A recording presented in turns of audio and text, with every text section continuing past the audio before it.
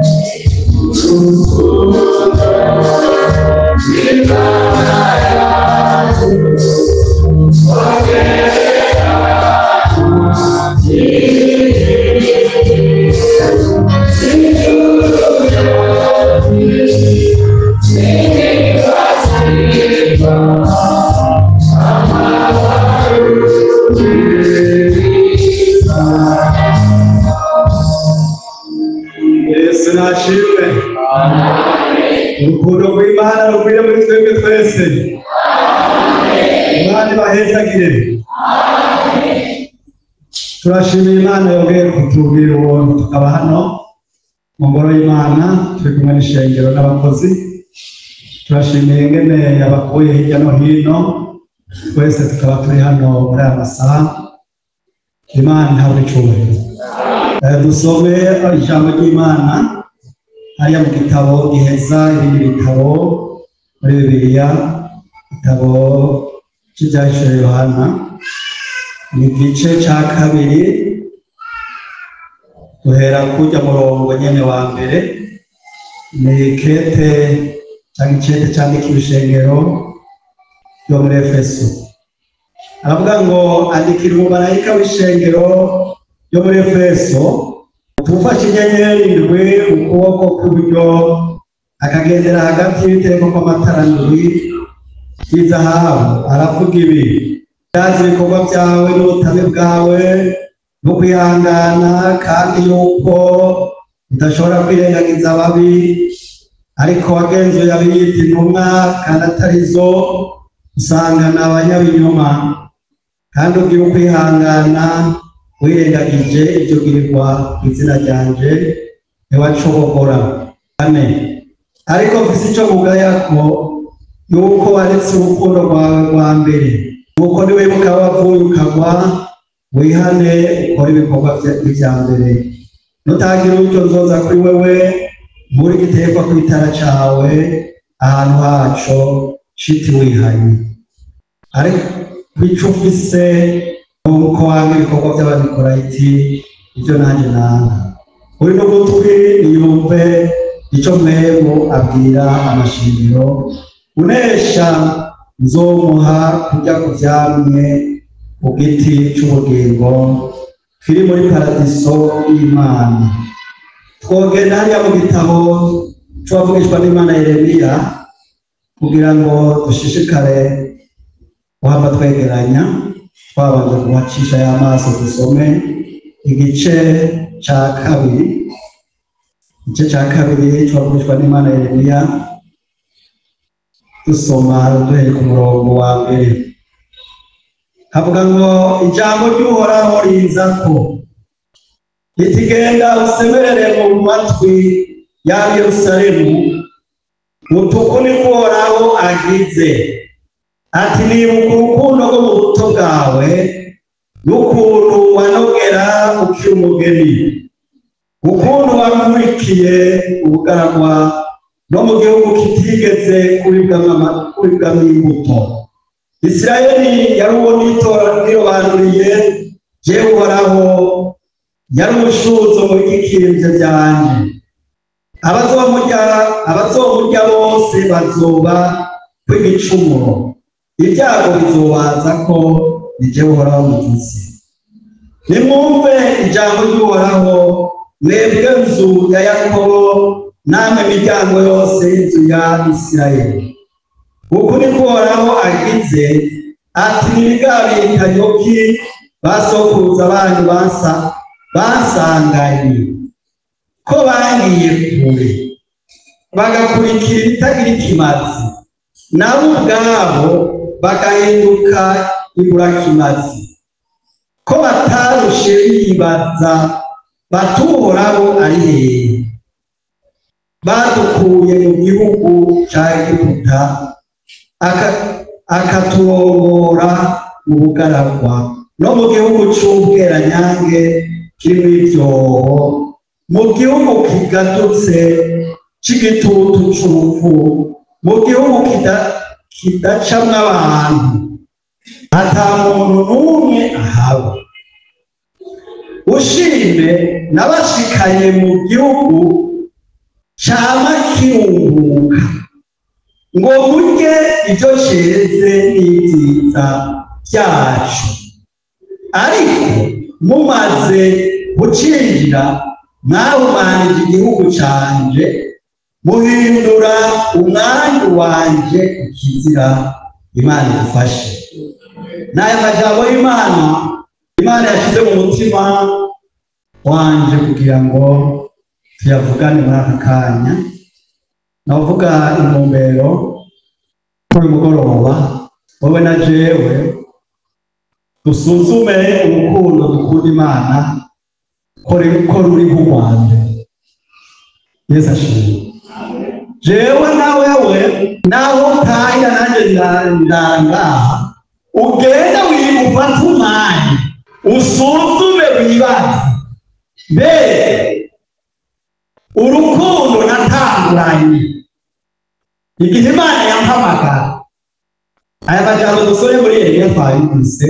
ingene bagendanye mu bugaragwa bakabona Imana, bakagenda bakora Imana bihangana, ariko mu muntu biragorana,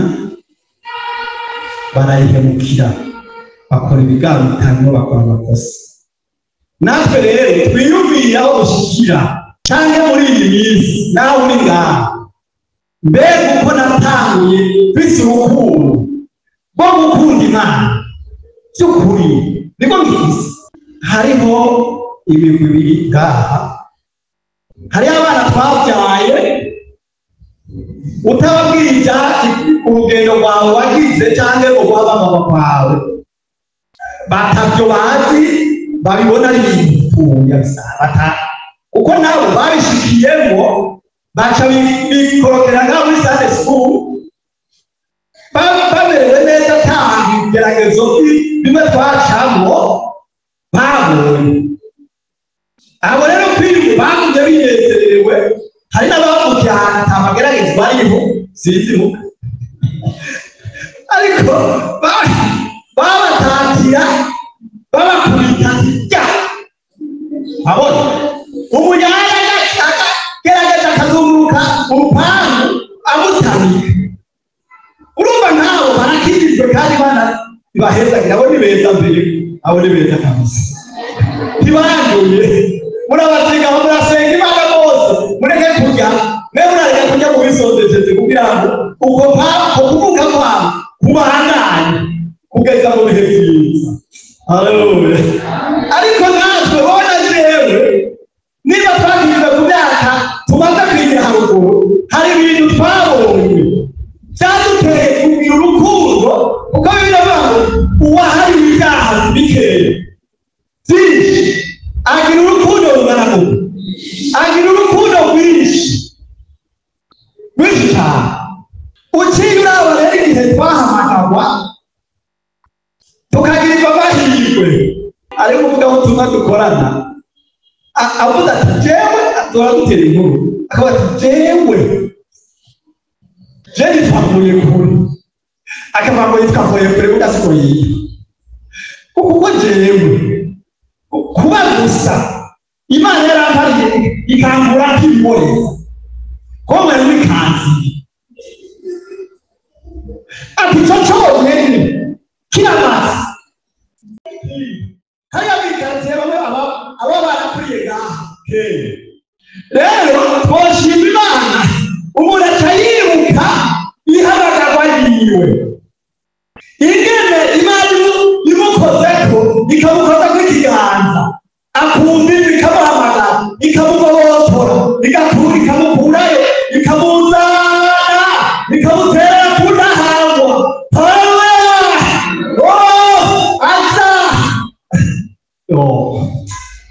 Imana ishimwe. Waziteye ubwo rukundo hari ibintu ugomba kuvuga sinina gusoma ibizino umwanya wa buto munini ariko ngo bavuga ibintu umunani mvuga gutanye ndasoma hakiri igihe Imana ibimenyetso niwasanga ibyo bimenyetso byinshi cyaragiye atari ukibonako urukundo rwaratiye. Wibuke Efeso, wibuke urukundo rwa mbere, wibuka wakuruka wihane. Reka kwihana ni byiza, kwihana n'amahirwe, kwihana n'umuntu ni imbabazi z'Imana zigira umuntu ihane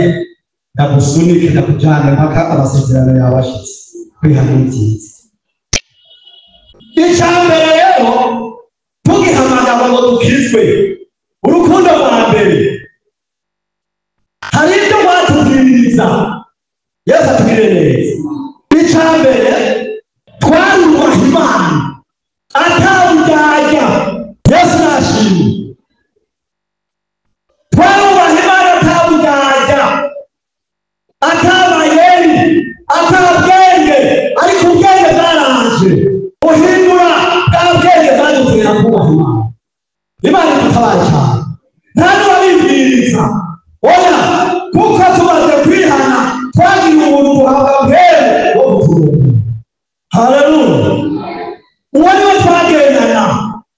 niwe yabwiye ati ibisibyo atamuntu arinde kubimarira. Niwe yabwiye ati ibisibyo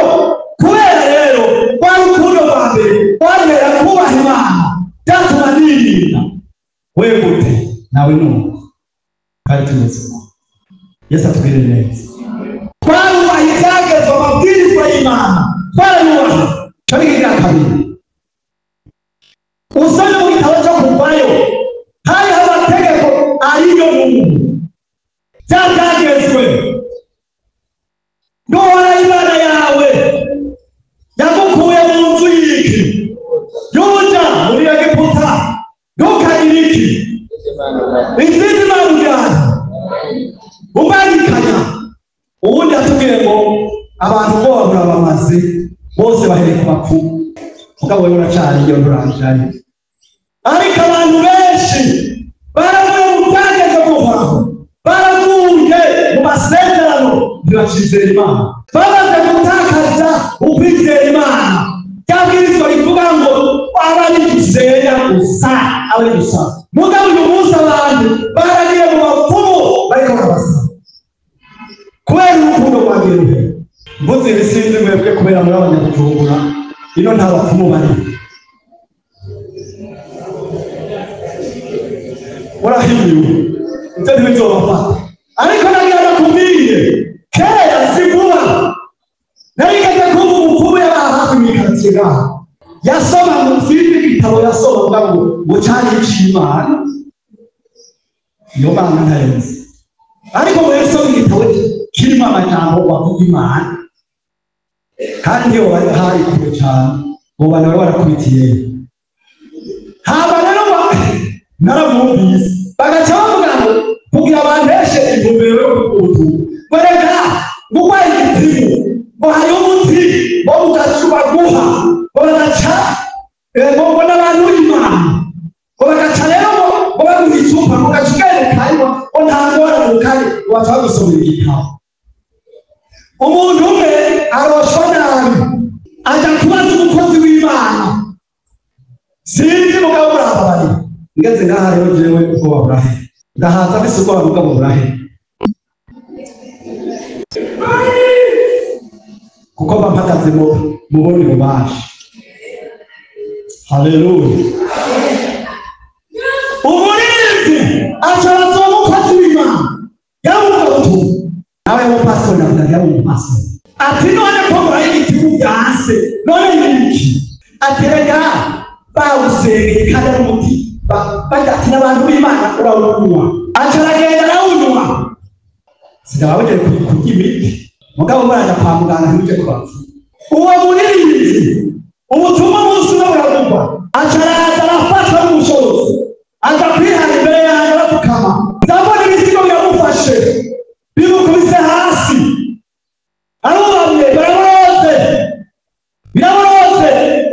acaratura biravuga ingene yabeshwe n'umukozi w'Imana bakamubwira ngo nta ngorane murabujya ntacu kwizera Imana twaraheze turamusengera cyakira cyavuga ati sinzosubira ntubariho harahwera ariko yagira yitwe n'ibisigo Imana idufashe kuva mu byagezwe by'Imana bituma ibyo bigenda bihera abantu ukunda mu buzima bava mu byagezwe by'Imana mu mabwiriza yo kubaha Imana no kubisenga batabangikanije nta yindi Mana iriho ni Imana imwe Data wa twese haleluya ni Imana dukura hariya kure amen icyo kiri ikigira gatatu mbega umuntu akibaza ndacakora ikigomba Imana yamugana nawe ikamutuma ugacugera ikagutuma Yesu ikagutumira ukabikora Imana yakubwira uri muri bisi ngo vuga haleluya bana muri mwebwe mwaravuga muri bisi mukava hariya kumutakura muvuga Yesu gushika muri bisi hariya barabikuraga neza nari twajyana sinakumva none ko wahoze gushinga intahe y'abantu bariko barabivamo urukundo ruhe ntibasira kumubura akamama ngo Yesu nisho Imana idutabara ngo bave ngo Yesu nisho ngo Yesu agira neza Yesu aharira ibyaha Yesu arabohora Yesu aramukura nawe urabya ntibasubira kubivuga birakama urukundo ruhe Yesu adufashe bibashima cyane mukama muri mwebwe abantu bagenda bavuga ubutumwa ngaha baravuga ngo ikimenyetso cy'akamubona gisemberewe kwera tiko muri mwebwe kuba bamushima Yesu shima Yesu yuba ari muri we amen shima Yesu tuvuge natwe ngo shima Yesu bane koni kamaza Jura subira mu rukundo rwawe ubura shima Yesu shima Yesu ndakunda Yesu babimenye hariya muma ibyo bigaragaza ko mukiri mu rukundo rw'Imana okubira Yesu abaheza cyane none wewe ubisigame yo kuririmba uri kurangerera uri kurakora ukazorinda kuwa Mungu kwa rukundo rw'Imana ko warasize muri wewe iguhiganire yo guhezagira no kuzurisha umubiri none ntizo uzoririmbira ngaha kugeza ryari Yesu adutabare cyane ukorera Imana twarakorera Imana n'ubu barakorera Imana Imana ibaheze ukorera Imana ni ikimenyetso cyerekana yuko umuntu akunda iki amen amen gukorera Imana ni ikimenyetso cyerekana umuntu akunda arikunda kandi gukorera Imana rero hamwe byorokera nawe musenge ntacyo byuma Yesu adufashe turakorera Imana mu rusengero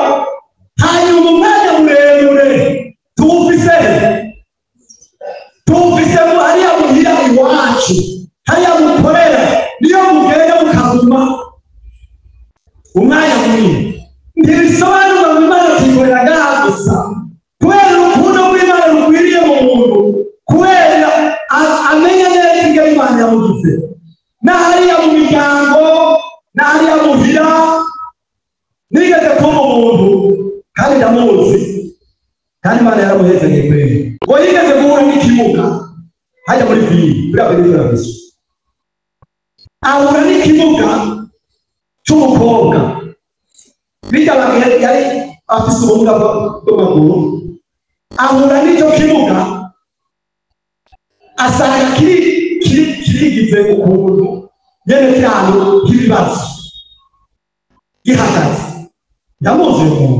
ariko aragenda n'imodoka yiwe arakibona arabona ko uyo muntu afise ikibazo acarahagara proteze kya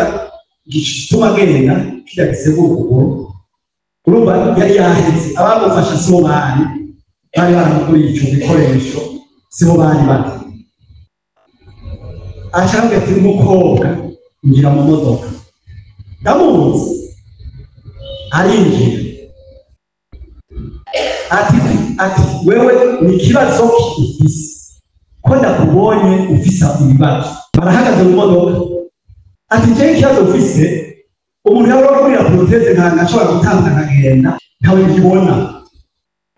none ufise ikibazo kingene zose gutanga. Acha mufata n'imodoka yiwe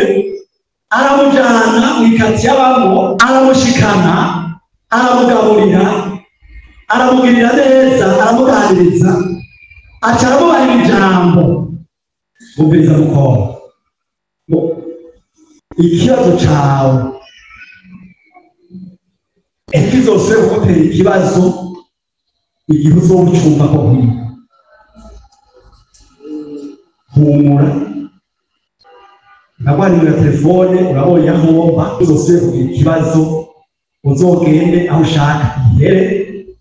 uzokugurira iyindi kizo. Amen. Uzo urukundo yaruhera abantu baguma babwira kubona iki imbere y'umuntu y'urukundo ruhera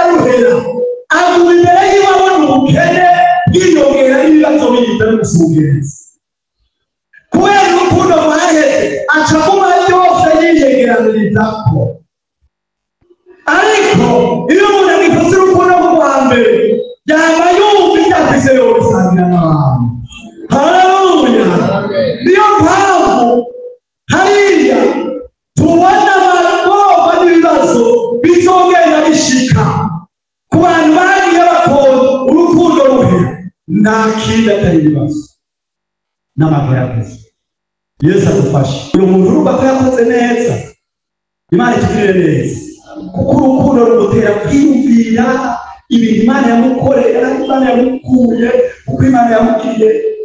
bikamutera kwaguka abishiriza gukora Imana. Yesu atugirire neza.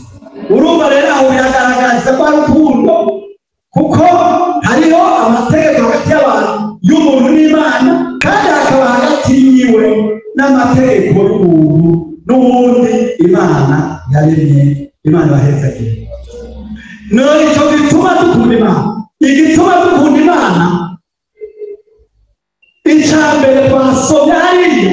ingene Imana yabagiriye neza ikatugirira neza ikadutoranya. Niko yavuze ngo Isirayeli yarayitoranije, natwe yadutoranije mu bandi,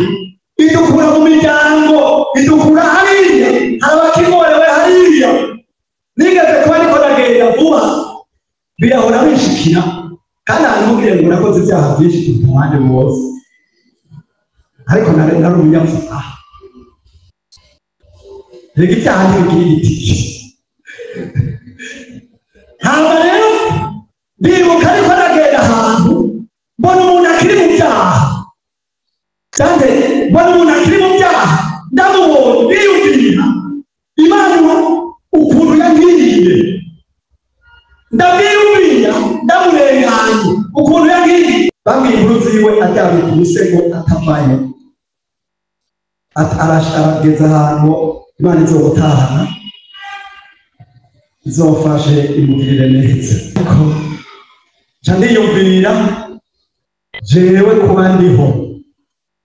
naragiriwe amahirwe ikankurayo, ikangobotora muri byo, kangirira umuntu ikantoranya. Nca ndiyumvira none urukundo rucaragwira rw'umushinga Imana sanga ariko ndagenda nyene nuba nataretse ibiganza. Yewe Mana nziza warakoze. Haleluya. Yewe Mana warakoze, wagiriye neza. Icyo ni ikimenyetso kimwe cyo kugaragaza urukundo umuntu akunda Imana. Yaba yibuka yamukuye, yaba yibuka ibyo yamukoreye, yaba yibuka we uko abayeho, abandi bakiri mu byaha bakizigirijwe hariya agahimbaza Imana. Imana ishimwe cyane. Yesu atugirire neza. Ikindi gituma dukunda Imana, usomye ari mu ikete ya mbere y'abantu kandi ku murongo wa 19 ugasongeza ku murongo wa 21 havuga ngo Imana niyo yabanje kudukunda. Reka twasome igituma twokunda Imana. Igice cya 4 ku murongo wa 19 havuga ngo twebwe tugira urukundo kuko ariyo yabanje kugirange kudukunda. Umuntu niyavuga ati nkunda Imana mubeze ahantu akana mwene data wundi abarumuki abarumubeshi urukundo rwaheze abarumubeshi ruhanga mwene data wundi kuko udakunda mwene data yabonye ntashobora gukunda iki ntashobora gukunda Imana atabonye. Uyo muntu yakunze uwo muntu akabwira neza Imana neza nawe ibyo wakoze n'ibyo waba uri kurakora ukagira neza bariya Imana iguheza kuko niwokunda Imana utabonye nitwokunda Imana tutabonye. Tubanze dukunde mwene data dukundane dukunda abantu kandi si gukunda mwene data gusa n'abanyabyaha ntaco tumuntu yabo dukundane neza cyane dukundane kira mwiza dukundane yo tuzokunda Imana cyakweye urukundo abantu baheze abantu bakundana no umuntu cyane nawe ugiye nayo kujumbura mbere bigiye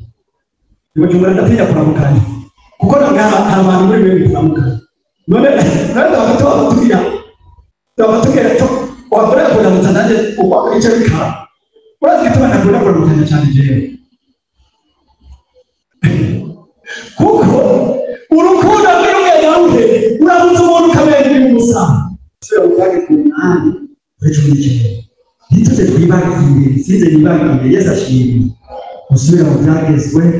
8 kuri 19 hari umuntu yahabonye asome twumve 8 kuri 19 ageze kuri 20 havuga ngo ikasome 19 avuga ngo ariko nibagira ariko nibagira uhaye Imana yanyu mugakurikira izindi mana mukazisaba mukazisenga uyu munsi ndababuriye yuko mutazobora kugira hande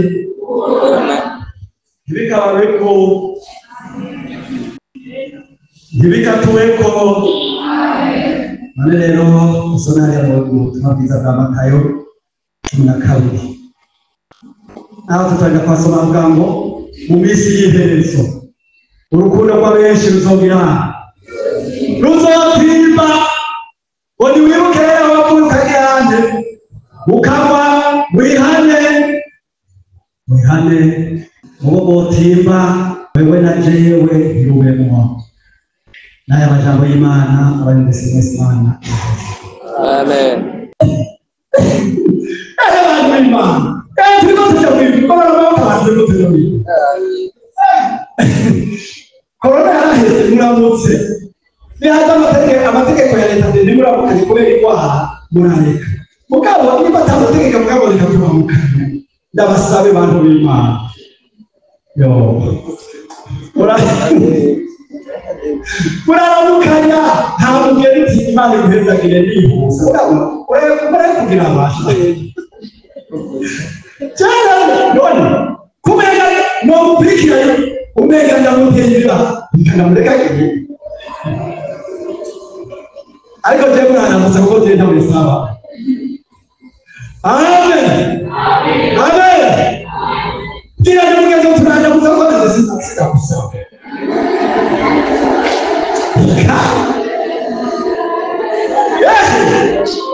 saba kuroba wingi ana muri ya igice cya kabiri twasomye igice cya kabiri kubiriza kama kazutanye igice cya kabiri avuga ngo yarabagize yari wasoma mabiki Yesu atafasha ali atwasomye mu bibiri twabwiye Yesu atugirira neza kumurongo w'imwe havuze ngo kila gice cya kabiri Yeremiya havuze ngo ushime n'abashikanye mu gihugu cy'abakirunguka ngo wiki icyo cyara icyo cyera byiza byaco rero Satani igihe yari kagerageza Yesu amaze gusohoza Satani aca mujyana ahantu amwereka amabuye yaberetse amabuye ngo kuri umwana w'Imana bwira yababuye agire acika umutima ugire urye none ashoboye yarateze umutego nitwasonza tuzongere bwira mwese zini wasonza shabazo ikubye tukakwikumisha Yesu adufashe hanyuma Yesu akamubwira ngo umviriza Satani icyo ni ikintu nabwiye Satani umviriza Satani umuntu ntatuma ari umutima gusa ariko atuma ari ijambo ryose rivuye mu kanwa k'Imana haleluya umviriza nakubwire uraramutsa mwene so umuntu ntatuma ari umutima gusa hari umunsi Imana ni nziza umuntu araduza ikamanura umuntu yabaye ikaduza hari umunsi ujya wibwe uzobona ikagenda hasi haleluya uzobona turi mu masezerano yawe amina nta muntu n'umwe yahamagawe n'Imana wari ubizi wewe wicaye aha warihaye warakijijwe wababara mutaraje ntugende uriya musega uri umunyamugisha wereza yawe Mani dufashe nigeze kuba niko nagenda bisa na sakoshi Imana yandungije umbeho hariya ruguru cyajya mu ishengero abakristo abakenyezi gusa 200 aho kukijyana hejuru ndakuritika nagomba ndabwira Imana yabaye amen ndakanya ibirenge biro birakanya bose abantu 200 nanjye mvuye njya zikisigara narigeze kubibotike yuzuye naho kujyamo Imana iti stop reka umuntu natumbanike donc akamodoka iti stop yewe magomba mureke ibikabi bicara mu rusengero kuna hata no kubirira bega kukuruki nabana kugaburira abandi none wicaye baga umupasitoro mariya ndamubwira amagomba afise ashabagira ngo aho wishyira kubona aranduka aho wishyira kubona nawe baga stop nane kuya kutuka izo guhera abona mumazi y'abantu abagomba nagize abarebe bibere iyo matekereze abanyamayaheze nakanya bose nakanona abantu nona ahantu ubufindo bwari bwakoze Imana n'Imana sinojanye hama rero icyo ngunda babanye ukaba uzi gukora neza urabikora ntugayane ntiwibone ntiwishyire hejuru ntuhave ukomereka njambura rero niko nagenda ruguru n'agasakoshi mvuye muhira kandi uwo munsi wari w'amagerageza muhira Yesu sinzi kuraba amadamu sinzi kuraba mu bubiko bw'indya oya je ndiyemera kabisa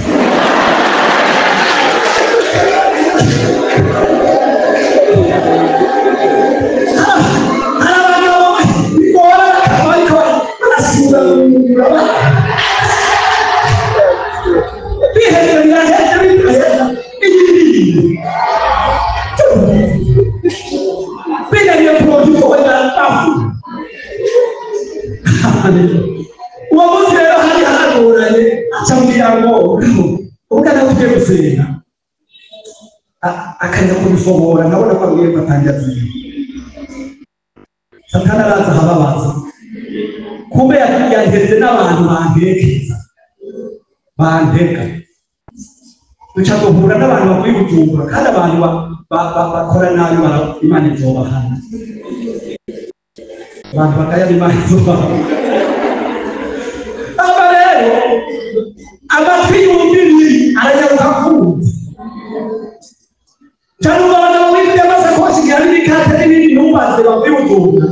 baca barabona ngo cyagitse icyo jambo ritakumva ariko icyo jambo nakunyana Imana yireka sitakunze wechagi kuchitwa mukazi wechagi kuchiyanisha wechagi ukiyambiri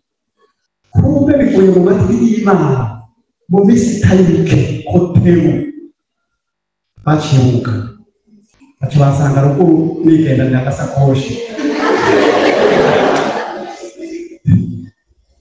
mukazi Imana ikigo kuzigenda nzabona ngisohoka ndabona umuntu yinjiye azanye ibihumbi 15 ni menshi ambwira Imana ambwira abantu bamubikanye amahera y'icyo nkora njyandaye rero abo bantu n'uyu munsi Imana akingirira neza ukunashinja neza yakabisondera gatoya n'ibyo yakora kubwira umuntu natumva n'umutima gusa ariko atumva n'ijambo ryose riri mu kanwa icyo yakabyongera bagaca baza kungurana amahera yakabyongera bagaca baza muri botike narizi ubu akabotike gatoya mu nyuma naramenyetse mu nyuma bagaca baza gutoranya ibyo kurya bageze muri cya giti nagomba rero ntatereje mu nyuma icyangiza neza ubuzima ndabona kurya nta ngorane nta muntu ndaseka nta n'uwopfa asetse nta ngorane kuko n'ijambo bajya kuvuga ngo yaduhaye ibyo idusha ahantu ho kurya turabanyamugisha wa muntu utari kuranya uyu munsi wa muntu ufise ibibazo wa muntu ukengereze wa muntu basunagura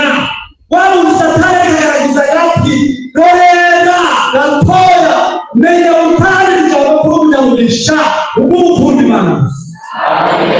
turi nyuma y'ibihe ejo uzorya ejo uzambara ejo uzobahawe gatoya n'umukubita urugohe ibyo byose mubona tugiye kubibinuka utari wawe dusenge rero tumeze ngaho